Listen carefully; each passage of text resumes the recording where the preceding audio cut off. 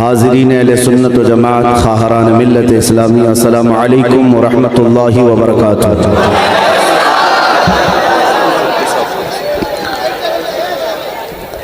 अल्हम्दुलिल्लाह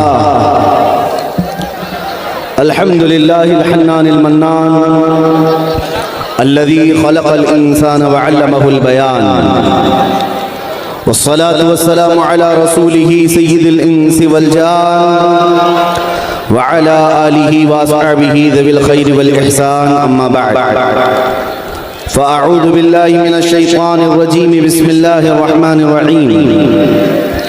वलौ अन्नहुम इज़ ज़लमू अनफुसहुम जाऊक फस्तग़फ़रुल्लाह वस्तग़फ़र लहुमुर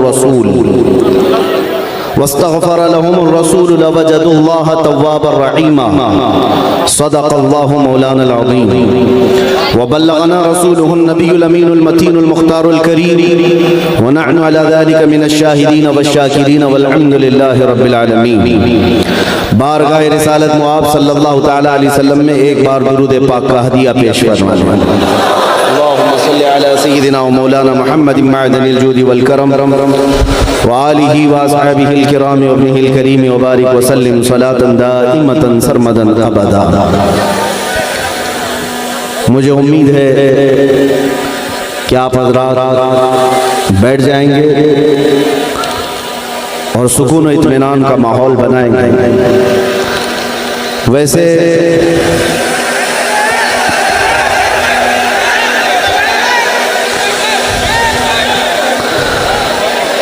हर जलसे में हमारे लिए यही मसला है।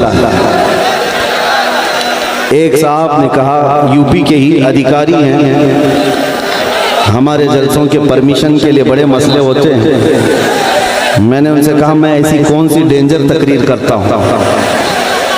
तो उन्होंने कहा, आधा तो तकरीर से खौफ लगता है, आधे से ज़्यादा जो नारे लगते हैं उससे ज़्यादा तकलीफ होती है।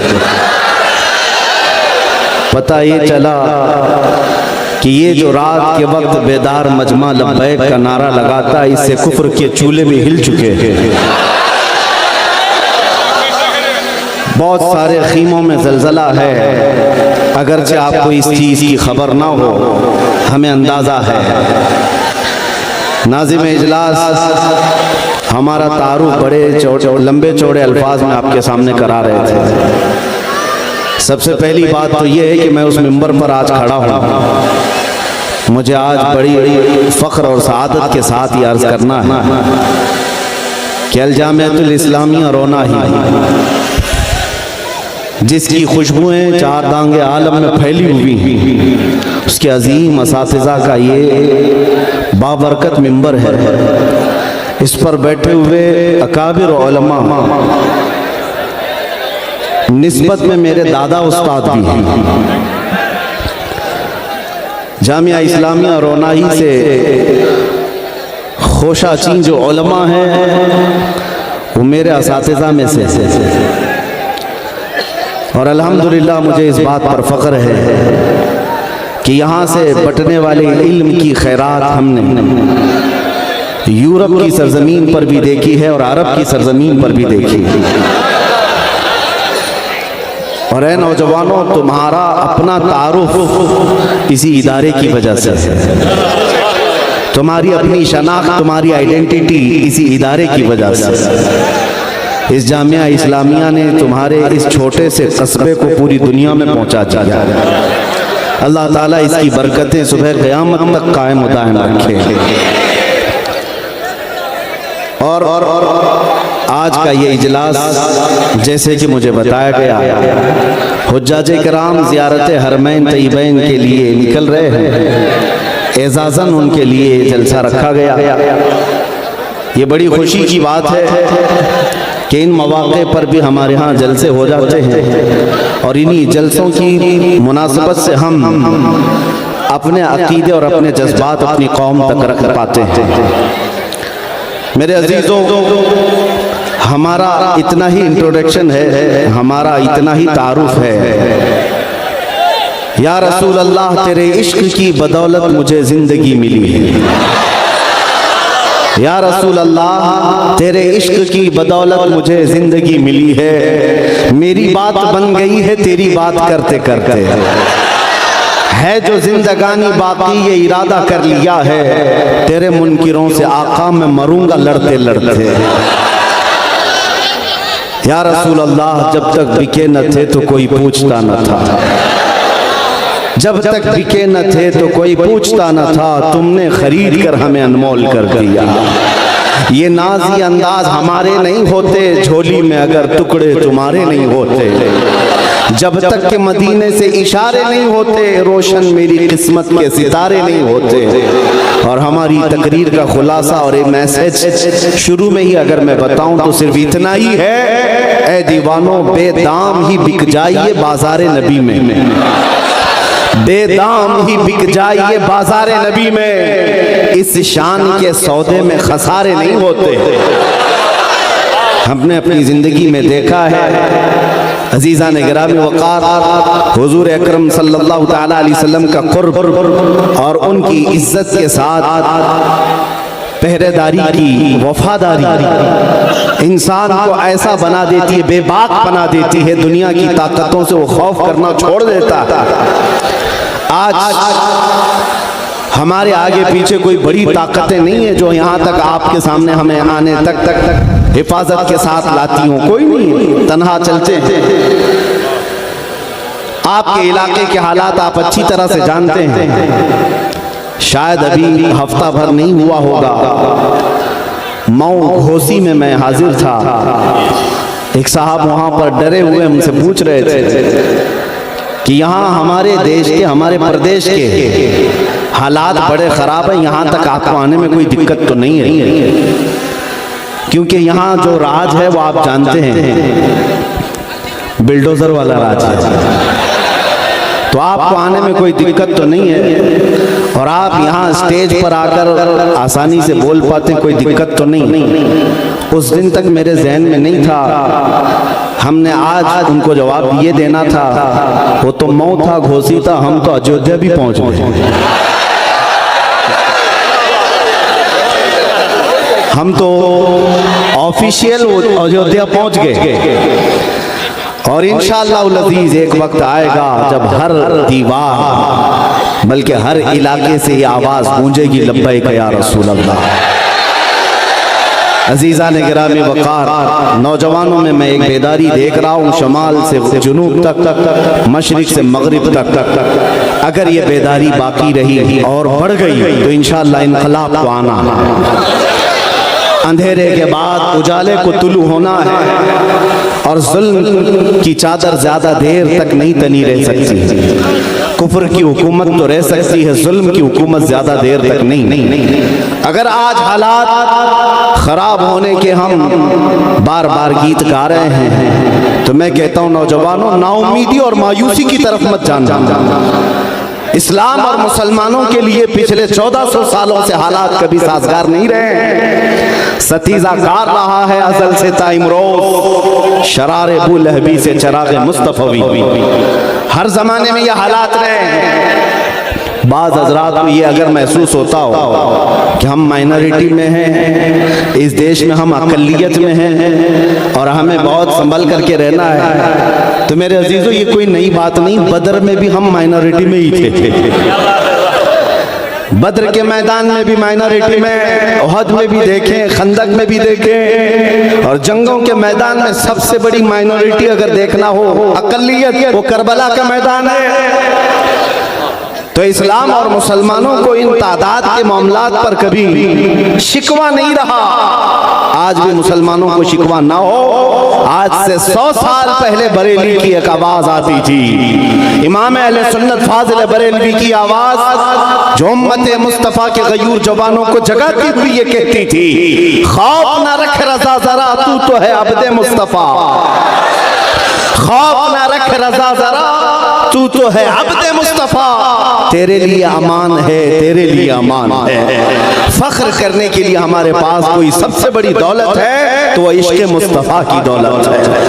ऐ सुन्नियो, अगर तुम्हारे सीनों में आज भी ये निस्बत कायम है तो भूल जाओ कि क्या क्या चीजें कुफ़ार और मुशरिकीन और दुश्मनान इस्लाम ने हमसे लूटा है। भूल जाओ इन्होंने क्या क्या हमसे लूटा है, हमारे पास जो बाकी है वो सबसे बड़ी दौलत बाकी है। बस इस बात का ख्याल रखें, जिंदगी में कभी नामूसे रिसालत पर सौदा ना होने पाए। हुजूर पाक सल्लल्लाहु ताला अलैहि वसल्लम की इज्जत के मामले में आपको मैं बताऊं, एक सर्वे के मुताबिक, पूरे वर्ल्ड के सर्वे के मुताबिक, अपने नबी पाक सल्लल्लाहु ताला अलैहि वसल्लम के नाम के लिए सबसे ज्यादा हसास कोई कौम है वो मुसलमान है।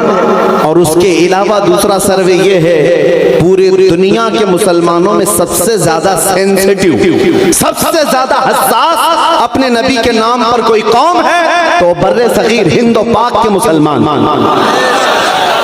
अरबों को भी नहीं शुमार किया गया, अरब बड़ी तादाद में है, लेकिन सर्वे में एक आ गया है सबसे ज्यादा हसास मुसलमान हिंदुस्तान और इसके आसपास रहते हैं। उसकी वजह मेरे अजीजों इन्हीं बुजुर्गाने दीन की सोहबत है, या उलमाए कामिलीन की सोहबत है। आज मुझे इस बात का फख्र है। मैं एक बात आपको बताऊंगा कि आपको पता है कि जब डॉक्टर किसी को बेहोश करता है, चाहे वो दवा दे करके या इंजेक्शन दे करके, सुन करता है, पहले बेहोश करता है, उसके बाद चीर फाड़ करता है, ऑपरेशन करता है। लेकिन बेहोश करने के बाद कैसे चेक करेगा कि ये बेहोश हुआ है कि नहीं? उसके लिए डॉक्टर लोग कभी चूंटी काट के देखते हैं, कभी कैंची से मार के देखते हैं, या हाथ पैर उसका हिला करके देखते हैं। अगर हरकत नहीं कर रहा है तो समझ लो कि बेहोश हो गया। उसके बाद चीर फाड़ किया जाता है। ये दस्तूर है ऑपरेशन थिएटर का। इसी दस्तूर पर दुनिया में भी अमल होता है। किसी कौम को खत्म करने के लिए नशा दिया जाता है, पहले बेहोश किया जाता है, और बरसों से उम्मत मुस्लिमा को नशा दिया जा रहा है। सिर्फ हेरोइन कोकेन का नशा नहीं है, अफीम चरस गांजे का नशा नहीं है, इंटरनेट भी एक नशा है जो हम सबको दिया गया है। इस पूरी उम्मत को इस नशा में मुब्तला करके रखा गया पिछले कई सालों से, और सालों से नशा में रख करके कौम मुस्लिम को देखा गया। सिर्फ मैं हिंदुस्तान की बात नहीं कर रहा हूँ, पूरे दुनिया में। अब चेक करने का वक्त आया कि मुसलमान पूरे बेहोश हुए कि नहीं हुए। इनको चेक करने का तरीका ये था कि इनके नबी की शान में गुस्ताखी की जाए, इस्लाम, कुरान और अल्लाह की जात पर भौंका जाए, फिर देखते हैं इसमें कितने जिंदा हैं और कितने सोए हुए हैं। अब ये जो गुस्ताखियां हो रही हैं, ये चेक करने का टाइम है इनके। जगह जगह से ये मुसलमानों की बेदारी को नापना चाहते हैं। इन्होंने अरबों में भी देखा, यूरोप में भी करके देखा, जहां जहां हुजूर पाक सल्लल्लाहु अलैहि वसल्लम की शान में गुस्ताखियां कराई गई। फिर मंजर को देखा कि कितने जागे हैं, कितने सोए, बेदार कितने हैं। मेरे अजीजों, अरबों में तो ऐसी नींद है कि उनमें से कोई उठने को तैयार नहीं।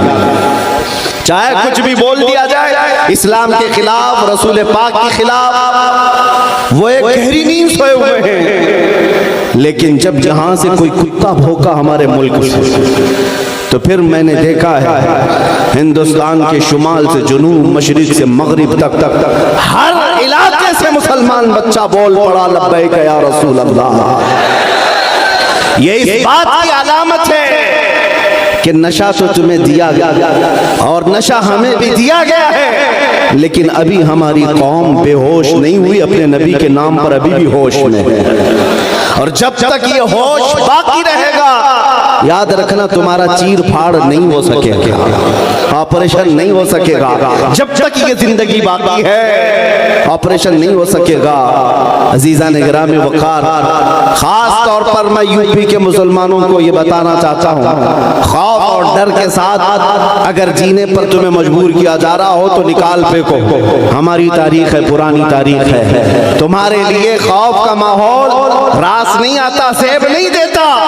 अगर कहीं मॉब लिंचिंग करके किसी का वीडियो वायरल किया जाए, किसी का घर तोड़ करके उसके बर्बादी को वायरल किया जाए और तुम्हारे दिलों में दहशत डाली जाए, तो निकाल फेंको इस खौफ को। डर के मारे अपनी टोपियां छुपाना, डर के मारे अपनी दाढ़ियां छिला देना, डर के मारे अपनी मस्जिदों के दरवाजे बंद करना, ये हरकतें मत करो, बल्कि फिर सीना सिपर होकर मैदान में उतर आओ और दुश्मनाने इस्लाम को ये जवाब दे करके सुनाओ कि ये जो तुम छोटे मोटे हरकतें करके हमारे दिलों में दहशत डालना चाहते हो, ये हमारी पुरानी तारीख है। हम उस कौम से वाबस्ता हैं जहां हर साल मुहर्रम में हमें करबला की दास्तान सुनाई जाती है, हमें हर साल हुसैन आजम की कुर्बानी सुनाई जाती है। इसलिए नहीं कि छाती पीट पीट करके रोए इमाम हुसैन पर मातम करें, मुहर्रम में करबला की दास्तानें इसीलिए सुनाई जाती हैं कि हमारा हर बच्चा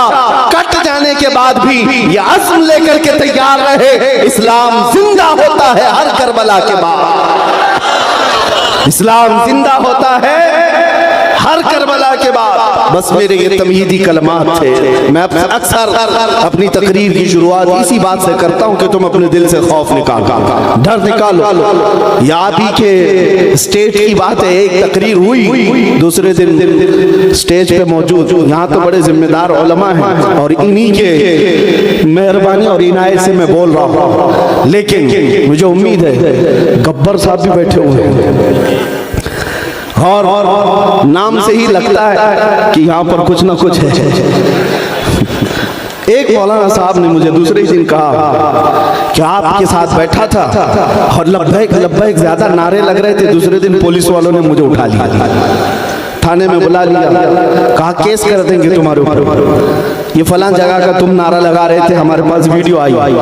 हमने उनसे कहा क्या आप डरे हुए हैं कि लब्बैक का नारा लगाने पर आप पर केस हो रहा है? कहा नहीं, मैं आपसे कह रहा हूँ। मैंने कहा खुश हो जाओ, इससे बेहतर चीज और क्या हो सकती है? लब्बैक कहने पर अगर तुम्हें हथकड़ियां लगाई जाए, फख्र के साथ जाओ और बारगाह मुस्तफा में यूं अर्ज करना, या रसूल अल्लाह, दुनिया चोरी करके थाने जाती है, मैं आपका नाम लेकर थाने में आया हूं।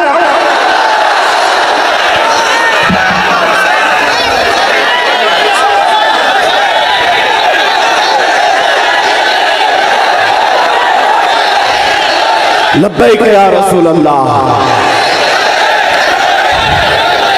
अज़ीज़ान गिरामी वक़ार, बस चंद बातें आपके सामने ज़ियारत हरमैन शरीफैन के मुतालिक अर्ज़ करूँगा, इसलिए कि लंबी तकरीर का वक्त नहीं। उलमाए किराम गर्मी में भी बड़े परेशान और आप हज़रात भी परेशान होंगे, जितनी देर बैठेंगे पसीने में शराबोर होंगे।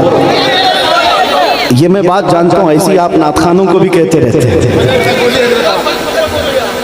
नबी करीम सल्लल्लाहु ताला अलैहि वसल्लम के दरबार में जिसका बुलावा आया है, कितनी बड़ी खुशनसीबी की बात है। दुनिया में सबसे अजीम मकाम पर कोई जा रहा है, हमारे बुजुर्गों का तरीका ये रहा है, उसके एहसास में घर से बाहर निकल आते हैं, एक हाजी को एहराम पहने हुए देखना भी ये सवाब, उसकी रुखसती में उसके साथ चलना भी ये सवाब है, क्योंकि वो जा रहा है उस अजीम मुकद्दस मकाम पर जिसके बाद कोई और मकाम नहीं, उस आला मकाम पर जा रहा है। लेकिन जाने वालों की भीड़ है, जो जा रहे हैं उनसे मैं कहता हूँ, हिंदुस्तान से तकरीबन 1.5 लाख से ज्यादा जा रहे हैं। भीड़ को मत देखो तुम किसके साथ जा रहे हो और किस अकीदे के साथ जा रहे हो, ये बहुत मायने रखती है बात। लाखों की भीड़ जा रही होगी, लेकिन आप किस हैसियत से जा रहे हैं? मेरे अजीजों, मैं आज बरमला ये कहना चाहूंगा, एक सुन्नी जाए तो पहले बरेली के इमाम को पढ़ करके जाए, हरमैन का तकद्दुस भी उसके सीने में रहेगा। किस अंदाज से जाना है उसे सब तमीज भी आ जाएगी।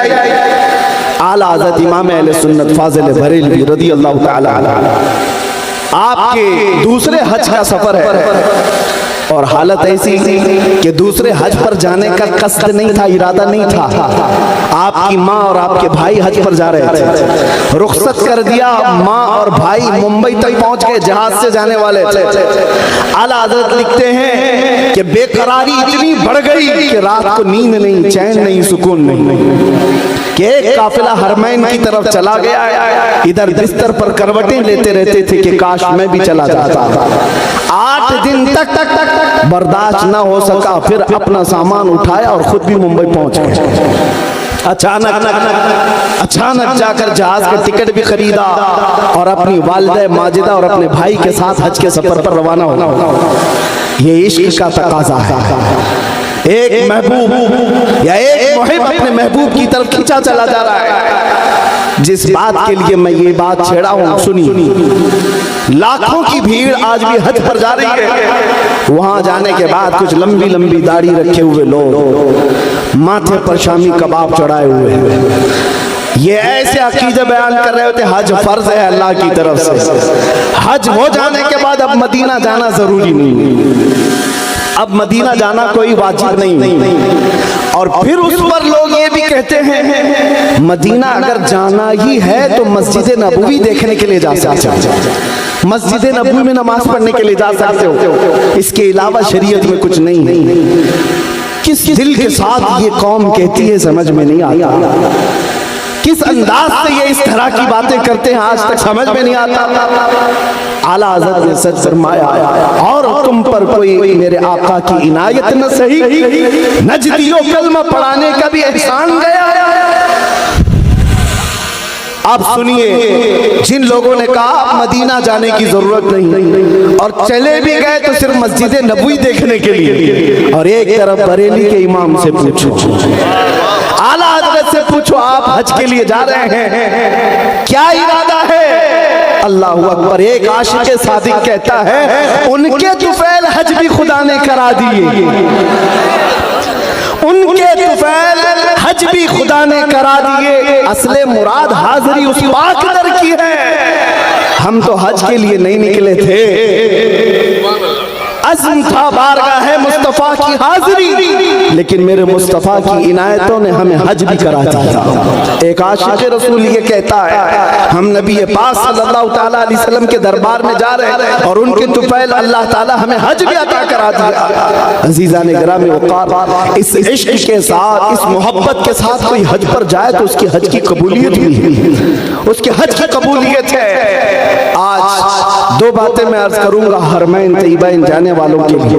हज़रत सुफियान सौरी रज़ियल्लाहु ताला अन्हु का एक कौल है, आपने फरमाया था कि एक वक्त आएगा जब मक्का में तुम देखो कि काबे से बुलंद बाला इमारतें बन चुकी होंगी। उस वक्त तक नहीं थे घर घर, अब तो काबे से बुलंद, इतनी बुलंद कि आसमान को छूने वाली इमारतें बन गई।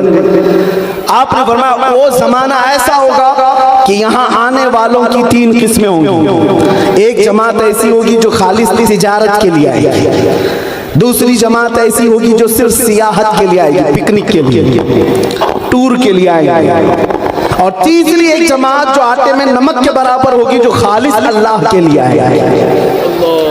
हज़रत सुफियान सौरी रहमतुल्लाह अलैह ने फरमाया जब वो ऐसा दौर आ जाए, ऐ मेरे अजीज तू आना तो इमारतों को मत देखना, खालिक असबाब की तरफ तवज्जो रखना। आज हुज्जाज इकराम के लिए बात बहुत जरूरी है। हज़रत अला बिन मुबारक रहमतुल्लाह तआला अलैह फरमाते मैं हज के लिए निकला था, सफर में मैंने देखा एक नौजवान को, वो बगैर किसी तोशे के निकला हुआ है। उस वक्त ऊंटों पर सफर किया जाता था, घोड़ों पर सफर किया जाता था। एक नौजवान तन्हा जा रहा है काफिले के बगैर। रास्ते में हज़रत इब्ने मुबारक ने उसे पकड़कर पूछा कहाँ जा रहा है? उस नौजवान ने कहा मैं हज के लिए जा रहा हूँ खाने काबा। तो आपने पूछा कि इस रास्ते में सफर के लिए कोई चीज नहीं ले जा रहा है? उसने पलट करके हज़रत इब्ने मुबारक से कहा अगर कोई तुम्हें अपने घर में दावत के लिए बुलाए तो क्या घर से अपने खाना लेकर के जाते हो? मैं खुद से नहीं जा रहा हूं, मैं रब्बुल आलमीन की दावत पर जा रहा हूं, वही मेरे खाने का इंतजाम फरमाएगा। हालांकि ये तवक्कुल का आला दर्जा है, हर हाजी को चाहिए कि वो अपना ज़ादे सफर ले जाए। तवक्कुल का दर्जा ये था। हज़रत इब्ने मुबारक फरमाते जब मैं हज के लिए वहां पहुंचा तो खाने काबा के तवाफ के बाद उस नौजवान को एक जगह खड़े देखा। वो पुकार रहा था कि ये कैसा दस्तूर है कि जब भी कोई घर में दावत करके बुलाता है, मेजबान घर में होता है, मेहमान के आने के वक्त मेजबान होता है, और मैं यहाँ आ गया हूँ मेहमान बनकर, मेजबान किधर है? वो चीख रहा था। हज़रत इब्ने मुबारक फरमाते हैं मैं उसके करीब खड़ा रहा। अचानक खाने काबा के पास एक बिजली चमकी और उसे देख करके वो नौजवान गश खाकर गिर गया। और पुकारने लगा, फुस्तु बिरब्बिल काबा, रब्बे काबा की कसम मैं मुराद को पहुंच गया। और उसी के बाद उस शख्स का इंतकाल हो गया। इब्ने मुबारक फरमाते हैं वो नौजवान काबा देखने नहीं, रब्बुल आलमीन की दीदार के लिए आया था।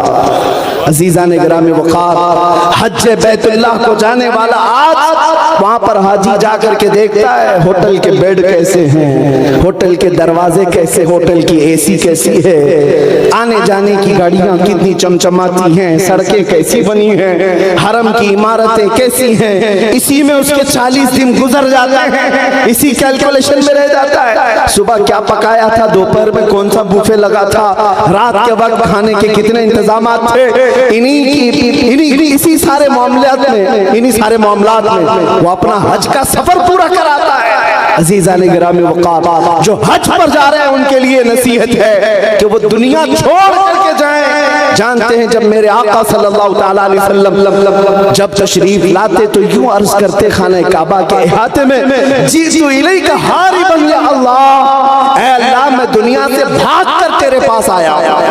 जबकि हुजूर के पास कौन सी दुनिया थी, नबी पाक सल्लल्लाहु अलैहि वसल्लम ने कौन सी दुनिया जमा कर रखी थी। दुनिया से आपका तर्क ताल्लुक मशहूर है, आपका ज़ुहद मशहूर है, लेकिन उसके बावजूद मेरे आका जब हरम काबा में आते तो कहते मौला मैं दुनिया से भाग कर तेरी पनाह में आया। आज का हाल ये है, सारी दुनिया लेकर के जा रहे हैं और हालात वहाँ पर ऐसे हैं। हमारे एक साथी कहने लगे अब तो उम्रे के वाजिबात बढ़ गए, तवाफ था, सही थी, हलक थी, अब सेल्फी भी वाजिब हो गई। हर एक को खाने काबा के पास खड़े होकर के सेल्फी लेना है, फोटो लेना है। हद हो गई मेरे अजीजों, बारगाह मुस्तफा की हाजिरी के वक्त रोंगटे खड़े हो जाना चाहिए। जिस दरबार के सामने से हम गुजर रहे हैं वहां पर लोगों को देखा, एक हाथ में चप्पल एक हाथ में फोटो, मोबाइल वीडियो करते हुए वहां से गुजर गए, उन्हें पता भी नहीं चला किसके सामने आए थे। जाने वालों से मैं इतनी बात जरूर कहूंगा, तुम जिस शहंशाह आजम के दरबार में जा रहे हो तुम्हें पता है वो मकाम क्या है? अदब का है ज़ेरे आसमां अर्श नाज़ुक नफस गुम करदा मी आयत जुनेदो बायज़ीदी जा। आसमान के नीचे अदब की एक ऐसी जगह है जहां वक्त के जुनेद बगदादी, बायज़ीद बुस्तामी जैसे औलिया भी आते हैं, अपनी सांसों को रोक लिया करते हैं। वो सांसों को रोक लिया करते थे कि निकलने वाली सांसों से कई बार गाहे रसूल की बेअदबी ना होने पाए। लोगों ने आज तमाशा बना रखा है, लेकिन बगदाद शरीफ में हमने देखा, इराक में अगरचे वहां पर शिया लोगों की हुकूमत, करबला, कूफा और नजफ किसी को मोबाइल अंदर ले जाने की इजाजत देती नहीं। जितनी देर अंदर बैठते हैं सुकून के साथ फातिहा पढ़ते हैं, दुआएं करते रहते सारे लोग। लेकिन यहाँ हालात ऐसे बन गए कि हर एक शख्स को देखे, मस्जिद नबवी हो, हरम काबा हो, हर एक अपने मोबाइल में मसरूफ है। सारी दुनिया मोबाइल में लेकर के अंदर गया है। उसका इखलास कब आएगा, उसके अंदर रिक्कत कब आएगी? वहां बैठ करके पूरी कौम को दिखाना है कि मैं यहाँ बैठा हुआ हूँ। क्या ये हज के अरकान में से हो गए? क्या ये हज के अरकान हो गए? अजीज़ान गिरामी वक़ार, दिल की हुजूरी के साथ अगर नहीं गया तो फिर कुछ नहीं। वहां जाने के बाद वो इस तरह से जैसे मुजद्दिद दीन मिल्लत ने फरमाया है, ऐसा घुमा दे उनकी विला में खुदा हमें, ढूंढा करें पर अपनी खबर को खबर ना हो। ये कैफियत होनी चाहिए, ढूंढा करें पर अपनी खबर को खबर ना हो। और फिर आला हज़रत का मामला ये था, यादे वतन सितम की यादश्त हरम से लाई क्यों। वहां बैठ करके अपने घर को याद करना भी आला हज़रत ने फरमाया सितम है, जुल्म है। मदीने तैयबा में बैठ करके अपने वतन की याद क्यों आ गई? और फिर उसी पर आला हज़रत ने फरमाया था, फिर के गली गली तबाह ठोकरें सबकी खाई क्यों, दिल को जो अक्ल दे खुदा तेरी गली से जाए। अजीज़ान गिरामी वक़ार, हुज्जाज किराम जो मौजूद होंगे या जो मजमे में बैठे हुए हैं, ये ज़ियारत हरमैन शरीफैन की अज़मत में मुनाक़िद जलसा में दुआ करता हूँ हर हाजिर को मौला हज मकबूल अता करे। ज़ियारत हरमैन मौला हर एक को नसीब फरमाए, लेकिन उसी अदब के साथ जैसे हमारे मशाइख ने हमें सिखाया। आपको पता है पीर जमाअत अली शाह रहमतुल्लाह ताला अलैह पाकिस्तान के एक बड़े बुजुर्ग हैं, गैर मुनक़सिम हिंदुस्तान में थे। मदीना तैयबा में उनके शागिर्द उलमा आज भी मौजूद हैं। फरमाते हैं कि जब जब भी उनके पास कोई मुलाकात के लिए जाता, एक बड़े मुफ्ती साहब हैं, उन्होंने कहा हजरत जमात अली शाह साहब रहमतुल्लाह अलैह के पास गया तो उन्होंने कहा कब आए? कहा कल आया। मदीने तैयबा में हाजिरी हो गई। कहा क्या मदीने के दुर्वेशों को खिला पिला दिया? कहा कि हुजूर नहीं खिला। कौन है दुर्वेश? अंदर गए, एक कटोरी में कुछ गोश्त के टुकड़े थे और एक ब्रेड था, दूध था, ला करके दिया और कहा जाओ मदीने के दुर्वेशों को खिलाओ। ये मुफ्ती साहब कहते हैं मैं कटोरी हाथ में लिया और वो खाने की चीजें पूछने लगा हुजूर ये दुर्वेश मिलेंगे कहाँ? तवज्जो बुजुर्गान